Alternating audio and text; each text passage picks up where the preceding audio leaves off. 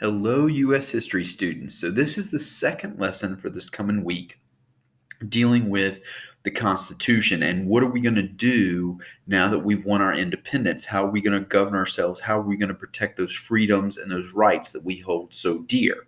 Now, in the first lesson, we talked about the first attempt at a government after the American Revolution, which was the Articles of Confederation. And we talked about the fact that the framers of the Articles were really trying to avoid a government that had too much power. Okay, we were trying to avoid the problems that we had seen in a British government. Okay, so we had intentionally created a weak central government. Most of the power rests in the hands of the states. There is a weak national government. There's a weak legislature that is going to have all the power.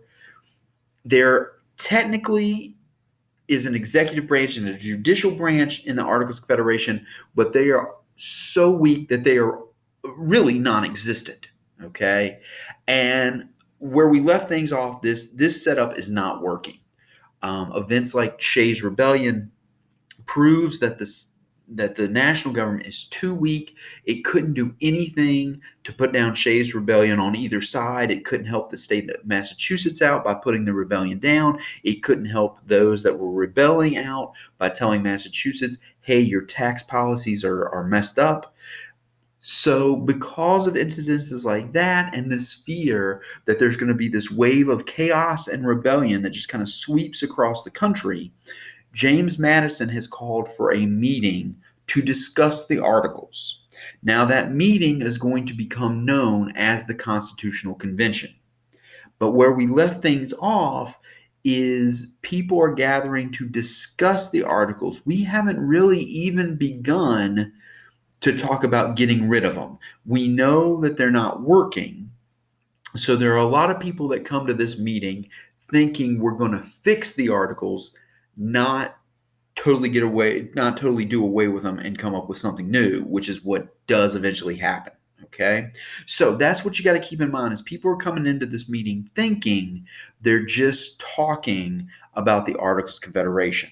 Okay, and we know this meeting now is the Constitutional Convention, but that's not what it would have been called at the beginning at that time.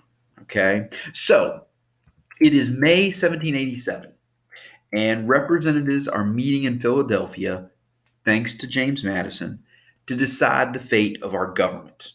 Okay. Now, there are those that are showing up, okay, that do want to abolish the Articles and start over. Okay. But I'm gonna go out on a limb and say they're few in number. A lot of people are showing up thinking they're going to discuss ways to amend or change the Articles. Okay, so there might be a few that come thinking this isn't working, we need something completely different. But I will suggest that by and large, most of them show up thinking they're just going to amend or change them. Okay, they realize the government needs to be able to do some things. All right, and we talked about these. These are the weaknesses under the Articles. Like number one, the government needs the power to levy taxes. Okay, if we expect the national government to deal with things like defense and foreign relations, it's going to need money to do that. And the way it gets money is through taxes. And under the Articles, it didn't have the power to tax. And even if it did, it couldn't make the states pay the taxes. So we realize the national government needs to have some sort of power to get taxes, to levy taxes. It needs to be able to raise and support armed forces. Again, if we expect it to be there for our defense, it needs to be able to do this. And it can only do that if it can levy taxes. How's it going to pay for armed forces if we don't have taxes? It needs to be able to regulate commerce. Okay, we are trying to get on our feet economically, and we need somebody to represent us on a worldwide stage when it comes to commerce, when it comes to trade. Okay, we want to be sure that we're getting fair prices, that our imports and exports are being exchanged correctly, and things like that. We need to be able to regulate commerce, okay, while protecting our homegrown businesses. All right, we need to be able to deal with trade while protecting the businesses here at home.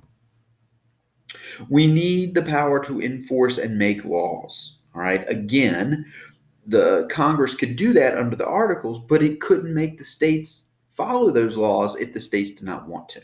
All right. So we've got to add that level to the government as well. While we want the government to be able to do all this stuff, we also want to guard against abuse of power. We don't want the government to become too powerful.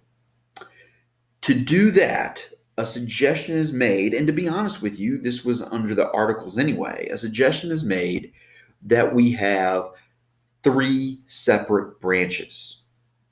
Each branch will have certain functions, okay, that it does. All right. And the branches will also down the road have power over each other. Okay, so each one has its own power, and then part of that power is to be able to control the other branches. That will guard against abuse of power. All right. Again, like I said, if you look at the articles, there were an executive branch, a judicial branch, and a legislative branch. The problem were they were all weak. Okay. In fact, as we've said, the executive branch and the judicial branch were so weak, it was almost like they didn't exist. So, under this new government, we still need to guard against abuse of power. We still want to see these 3 separate branches, but we might have to start talking about giving those branches some more power. Okay? Now, a key leader at this meeting is George Washington. George Washington is going to be chosen chairman or president of the convention. Okay. And there's this story. The seat that he sits in during the convention has a sun carved in the back of it. And Ben Franklin makes the comment when he sees the seat that he hopes the sun is rising and not setting. Okay, that the sun is rising on this new country and not setting, like we've bitten off too much, more than we can chew. Okay. Again, Washington is going to be a great choice of leader. Okay, he brings enormous prestige to the meeting. He brings his leadership, the leadership qualities that he exhibited during the American Revolution. He's still going to have here.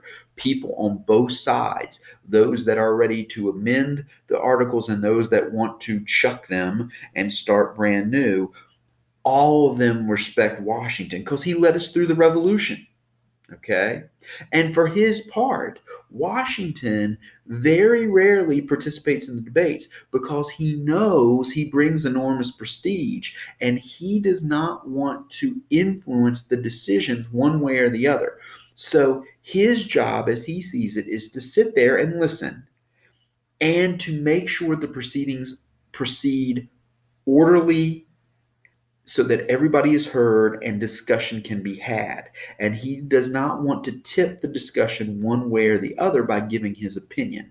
Okay, so he's gonna act as chairman. He's gonna bring his leadership to the meeting, but he is gonna let the other delegates discuss things, and he has his own definite opinions. Okay, to be honest with you, he probably falls on the side of we need a new document and we need a new document that creates a stronger central government. But he is very, very quiet about that because he does not want to influence the discussion one way or the other. Okay. He wants it to go its normal course in an orderly fashion. Okay. So Washington is chairman, good choice for this meeting. The other key leader is James Madison. James Madison is from Virginia. Okay. He is considered the father of the Constitution because he plays a role, he plays a major role in writing it. Okay. Number one, at this meeting, he's going to be secretary and he's going to keep these very, very detailed notes. And if it wasn't for Madison, we wouldn't know exactly what was going on at this meeting.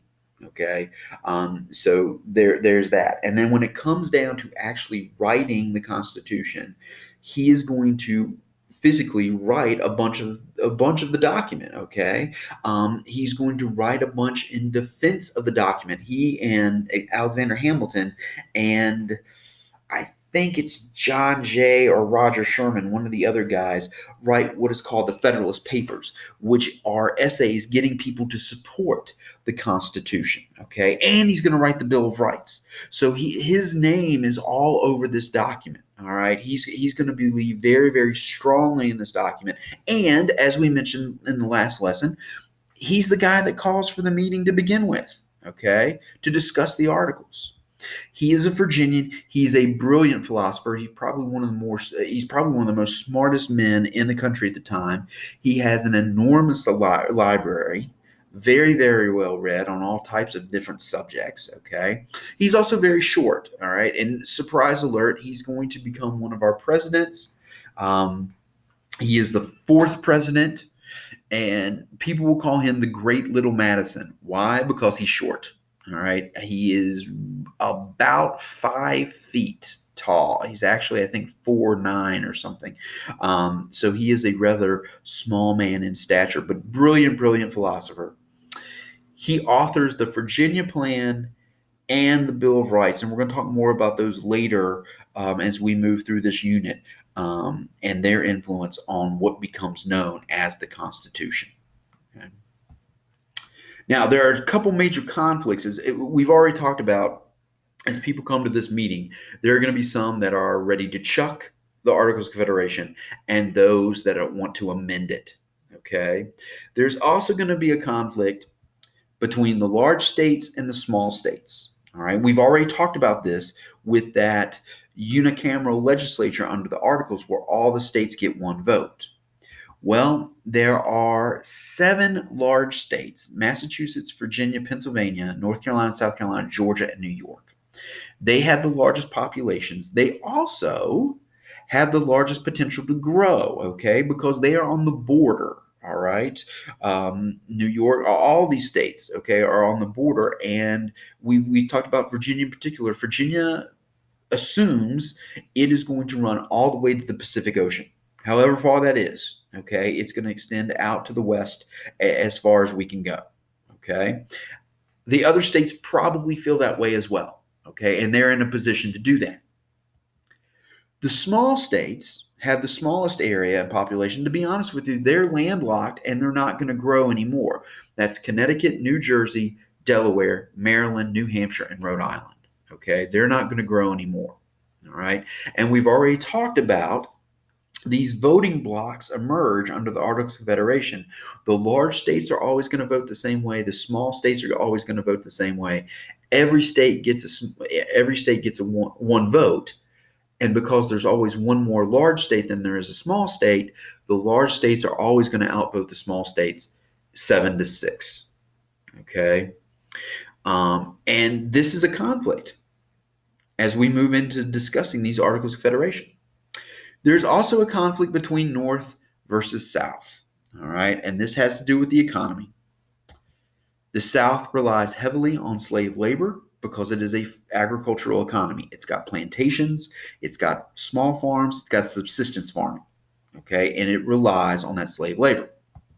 The North is not tied to slavery. Now, that does not mean it's free of slavery at this point in time, okay? There are slaves still coming in through the North. There are a few people who own slaves in the North, all right? But it is not tied to slave labor like the South is, okay? And that's going to cause a division. So as we get into these discussions, the large states versus small states and the northern states versus the southern states, all right? And what's interesting is you have small states in the north and you have small states in the south, okay? Maryland is a small state, but it's a southern state, okay? Same deal with the large states. Massachusetts, Pennsylvania, New York, they're in the north. Those are large states, but Virginia, North Carolina, South Carolina, and Georgia are large states in the south, okay? So it's very, very complicated, all these conflicts and all these divisions as we move through this meeting. Now, the meeting has started. It takes us about 5 days to realize we can't fix the articles. Okay, there are just too many problems. There's too many divisions. We're not going to be able to amend them. We're not going to be able to fix them. We need to get rid of them and form a new government. Okay. The first issue that we have to deal with is how to give fair representation to both the large states and the small states in this new government. Okay, so we've decided we're not going to be able to fix the articles. We're not going to be able to change them. How are we going to give fair representation to both sides in terms of large and small states? Well, there are 2 plans out there. There's the Virginia plan, which is written by James Madison, that calls for a bicameral legislature. That means two houses. Bicameral means two houses. Bi means two. Think bicycle has two wheels. All right. So it's a two-house legislature, but both houses are going to be based on population, which means more people equal more votes. And who is that going to benefit? That's going to benefit the larger states because they have more people, so they're going to get more votes. And of course, the smaller states are like, that's not fair. Okay, this, we're not gonna buy into this. Now we have a two-house legislature, and both houses are going to be based on population. That's definitely not fair. The government is going to have the power to tax its citizens. And like I said, the large states are going to support the Virginia plan. Virginia, New York, Pennsylvania, Massachusetts are going to be big supporters of this Virginia plan. In response to that, we get the New Jersey plan. The New Jersey plan, because the small states dislike the Virginia plan, they come up with this plan themselves. Okay, so the smaller states are going to like the New Jersey plan. It calls for a unicameral House in which each state would have an equal vote. Okay, unicameral, uni means one. Think unicycle has one wheel. Okay, each state's going to have one vote. Well, isn't this what we have under the Articles of Confederation? The large states are quick to point that out. Wait a minute, this is exactly what we have under the Articles of Confederation, and it doesn't work any better because we're always going to outvote you guys by 7-6. Okay?